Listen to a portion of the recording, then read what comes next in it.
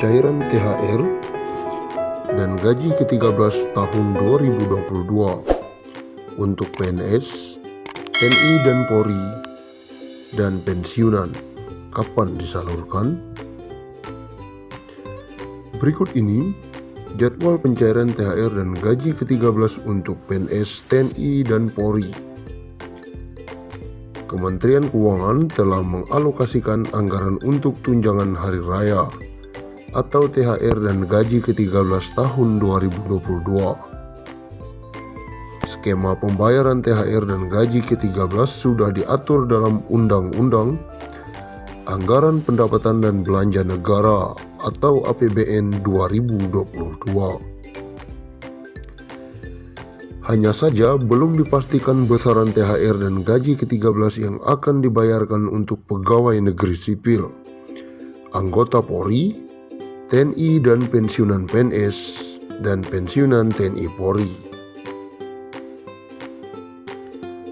THR akan dicairkan sesaat sebelum Idul Fitri yang jatuh di awal Mei 2022. Jika mengacu tahun-tahun sebelumnya, pencairan THR dilakukan 2 minggu sebelum Lebaran atau pada April.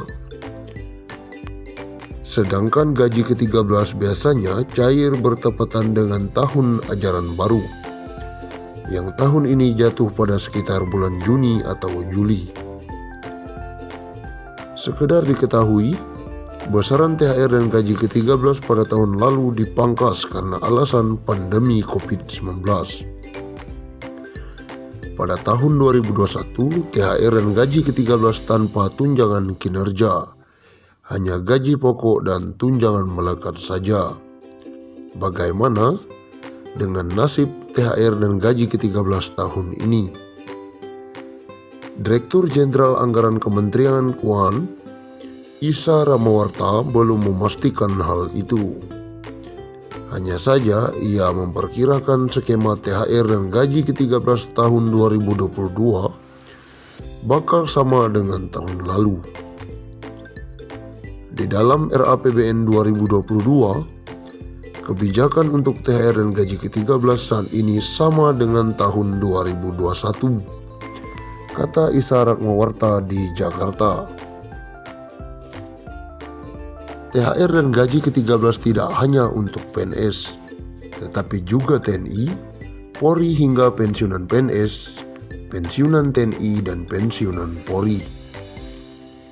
Isa Ramawarta menjelaskan, pemberian gaji ke-13 dan THR ini sebagai bagian dari upaya pemulihan ekonomi nasional. Pemerintah berupaya mendorong daya beli PNS, TNI, dan Polri dan pensiunan. Satu di antaranya memberikan THR dan gaji ke-13. Hanya saja karena pandemi, ada pemangkasan THR dan gaji ke-13. Dari pemangkasan tukin yang ada di THR dan gaji ke-13, pemerintah bisa menghemat anggaran hingga 15 triliun. Ini digunakan untuk menambah belanja untuk penanganan dampak pandemi COVID-19.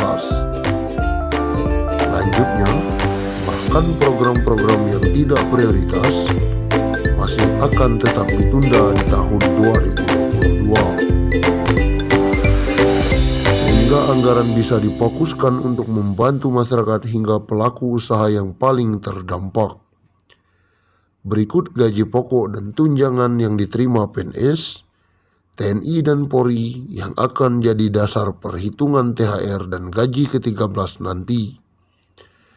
Gaji PNS golongan 1, lulusan SD, golongan 1A, Rp1.560.000 hingga Rp2.335.000. Golongan 1B, Rp1.700.000 hingga Rp2.400.000. Golongan 1C, Rp1.776.000 hingga Rp2.577.000. Golongan 1D, Rp1.850.000 hingga Rp2.686.000.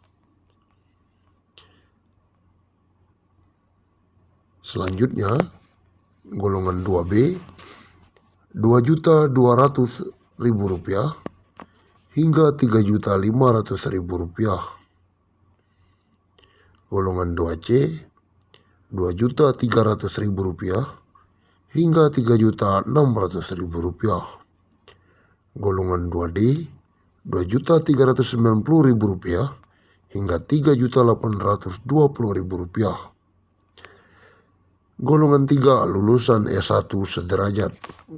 Golongan 3A, Rp2.579.000 hingga Rp4.236.000. Golongan 3B, Rp2.680.000 hingga Rp4.415.000. Golongan 3C, Rp2.800.000 hingga Rp4.600.000. Golongan 3D, Rp2.920.000 hingga Rp4.797.000. Golongan 4A, Rp3 juta hingga Rp5 juta.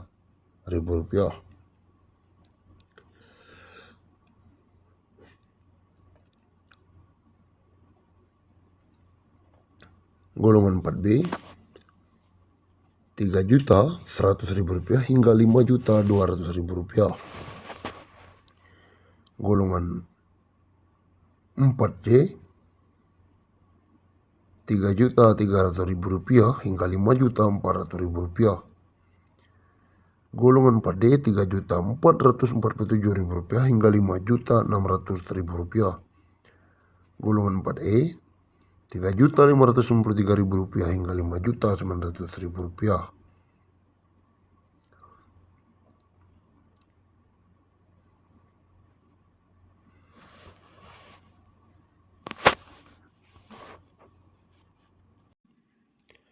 Ini ternyata insentif yang dijanjikan Jokowi bagi para PNS.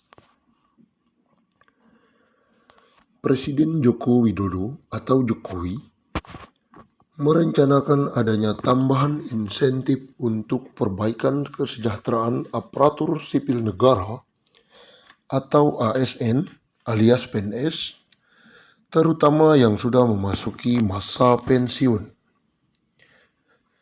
Menteri Keuangan Sri Mulyani Indrawati mengatakan, fokus pertama pemerintah adalah menggencarkan reformasi pensiunan ASN TNI dan Polri.